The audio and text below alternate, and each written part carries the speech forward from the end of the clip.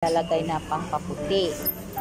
So, ito kasi pag ito ang kumbaga walang artificial na nilalagay sila. So, ito is natural. So, kailangan pag kailangan ibabad muna natin sa tubig pag binalatan dahil may mga itim-itim yan. Pero kung yung puti naman ang bibilhin mo, yun ay binabad na nila. Yan, nandito. Yan. So, ito yung kanina ang pinapakita ko is yung maraming putik pa.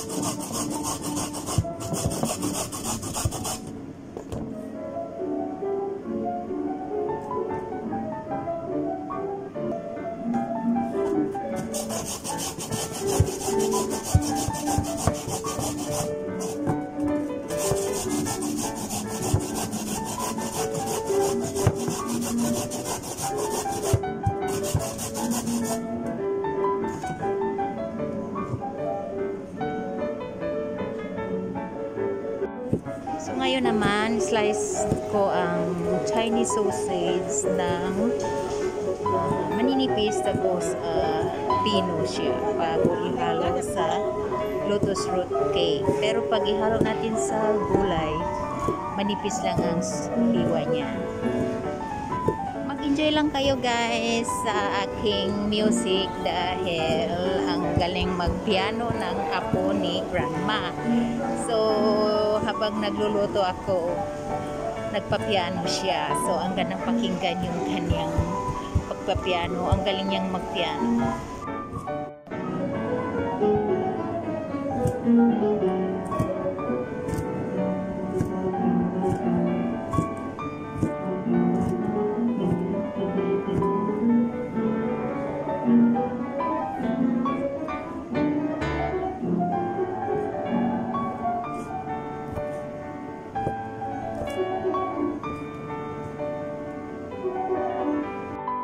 So pagkatapos kong kudkurin ng pino ang lotus root ay inalisan ko ng kunting tubig para hindi masyadong basa ang ating lotus root cake.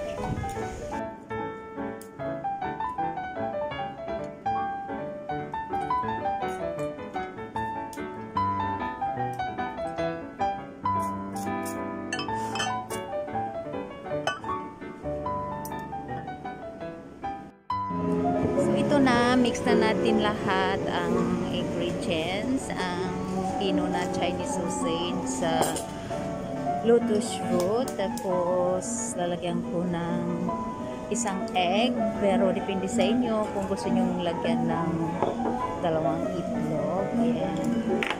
Katapos, hinahaluan ko ng 2 tablespoon of flour.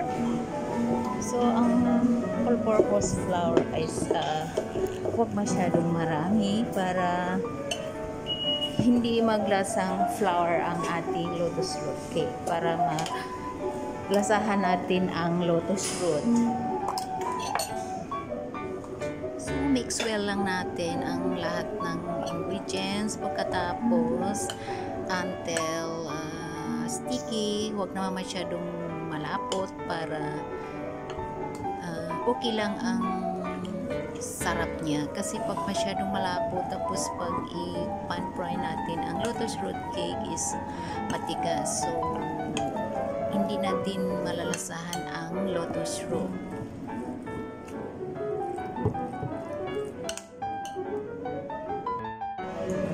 So ito natahalo ko na ng mabuti. So ngayon gagamit ako ng gloves at gagawa ako ng mga balls para ilagay sa refrigerator ng 30 minutes bago i-pan fry.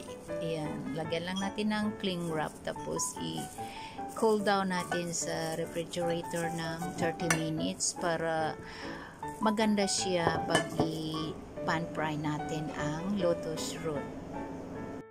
So, ready to pan fry na ang ating lotus root cake.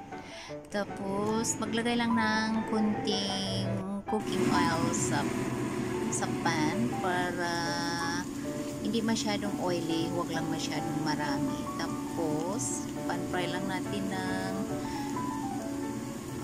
one by one together, tingatan na hindi masira. Tapos, ipitpitin lang ng ganyan para maluto yung nasa loob, and then kailangan manipis lang, tapos fry until golden brown. So almost done na ang aking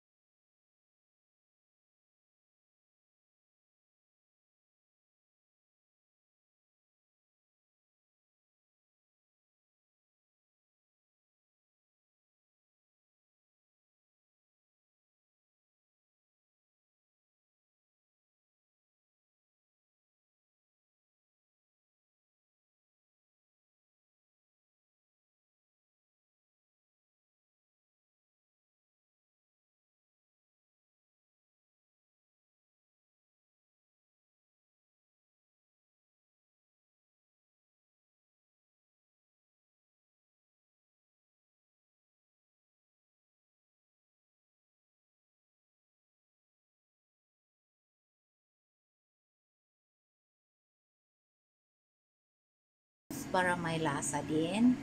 And then, light soy sauce. Light soy sauce is 2 tablespoons of light soy sauce, sugar, and dark soy sauce para magkakulay. And then, dissolve some of cornstarch for thickening the sauce. So, last na ilalagay ang cornstarch at saka ang oyster sauce pag malapit ng maluto para medyo sticky ang sauce ng stew lotus root with pork chop and mushroom. So this is it, almost done, the stew lotus root with mushroom. This is the popular Chinese lotus root recipe. Lotus root with pork chop and mushroom. So I hope nagustuhan ninyo ang simpleng recipe. Thank you to all the support, Team Ninanay Swam, Team Chef, and Team Ground Zero, and Team Bagong Buhay. God bless all.